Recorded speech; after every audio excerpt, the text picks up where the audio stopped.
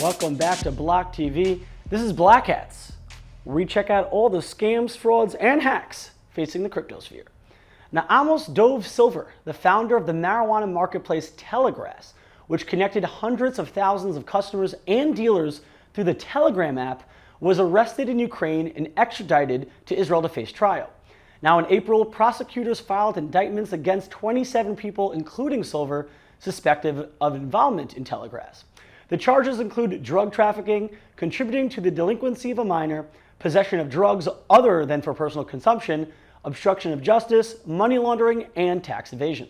While the drug most prominently sold on Telegrass was marijuana, the indictment stated that other more serious drugs, including LSD and MDMA, were also marketed.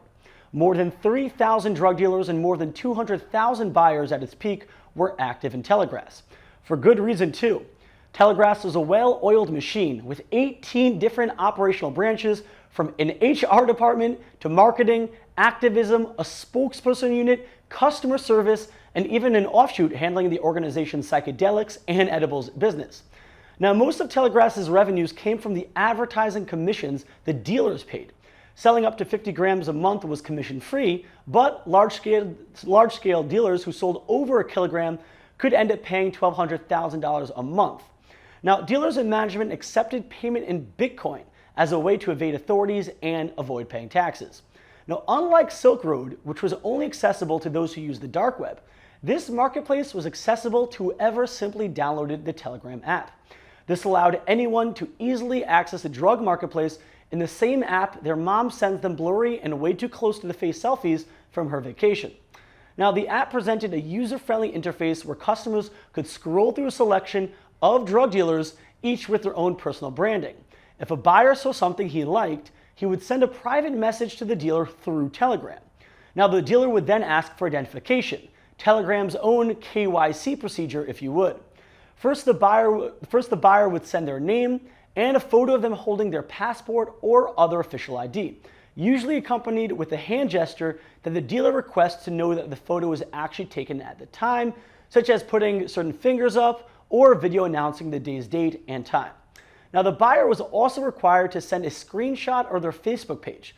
With all this information, the dealer could check that the buyer wasn't a cop, to surprisingly effective results. Once KYC was done, the drug deal would go like any other drug deal. You'd meet a guy in a shady location, probably wait an hour for him after he said that he'd be there in 10 minutes. Then you do a secret hand exchange, of course. The bills would be folded. No one ever hands unfolded bills in a drug deal. Then you look over the shoulder, you take a quick peek at the bag and say, yeah, this looks like 3 grams. We good. Like your eyeballs are a scale accurate down to 1/100th of milligrams.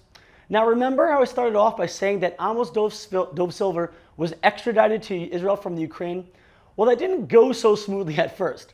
On the first tried extradition, he managed to escape the guards taking him through the airport security and evaded police for 2 days before his recapture. Let's take a look at the escape.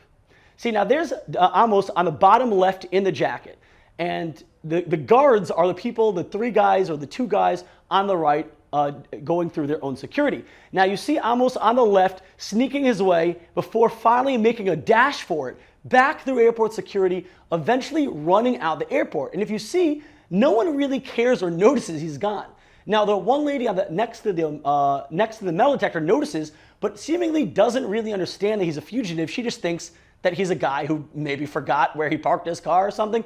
Now, it's important to note the 2 guards that were with him were later charged because the Ukraine police are alleging that Amos paid off those guards to kind of turn a blind eye. If you see now here, they're not really looking around for him. They don't even notice at this point, already 20 seconds later, that he's gone.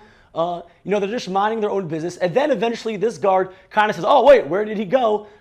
Seemingly playing to the camera the fact that they didn't realize he was gone. But like I said, they were arrested. Amos was eventually recaptured by Ukrainian police 2 days later in a place called Uman in Ukraine. Now, on his eventual arrival to Israel, he was greeted by cheering fans.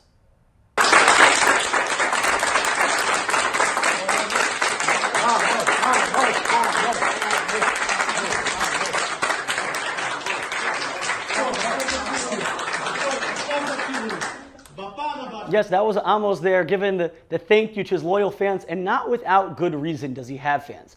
He operated a mostly marijuana marketplace, didn't use violence, fought for marijuana rights in the country, and promoted social issues. He maintained an organized and fair marketplace through an easy-to-use and accessible drug app. Amos is like a friendly hippie Pablo Escobar if Pablo sold weed instead of cocaine and accepted Bitcoin. Plato or crypto? The trial is not set yet, but make sure to stay tuned to BLOCKTV.com for all the latest updates in blockchain and crypto. I'm Yonah Hockhauser. Thanks for watching.